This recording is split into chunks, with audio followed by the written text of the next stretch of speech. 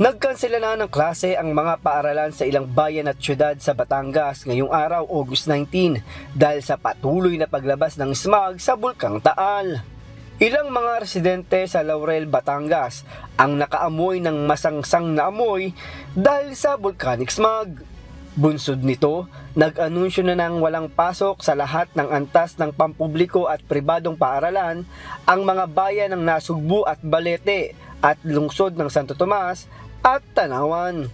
Samantala, kansilado naman ang klase ng lahat ng antas sa public school sa bayan ng San Luis, habang sa bayan ng Laurel, Batangas ay free school hanggang senior high school ng public and private schools ang may class suspension. Kahapon, August 18, tuloy-tuloy pa rin ang pagbuga ng volcanic smog o VOG ng Bulkang Taal na may kasamang sulfur dioxide o asupre. Kaya naman pati ang mga kalusugan ng mga residenteng malapit sa bulkan ay naaapektuhan na rin.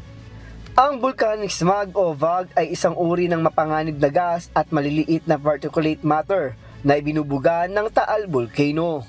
Payo ng Philippine Institute of Volcanology and Seismology o PHIVOLC sa publiko na limitahan ang exposure sa Taal Volcano Island para di malanghap ang volcanic smog o VOG. Nakahanda naman ang Provincial Disaster Risk Reduction and Management Office o PDRRMO Batangas sa pamamahagi ng N95 face mask sa mga apektadong lugar ng volcanic smog. Batay sa monitoring ng PHIVOLC kahapon, umabot sa 3,355 tons ng sulfur dioxide ang namataan sa Taal Volcano Island.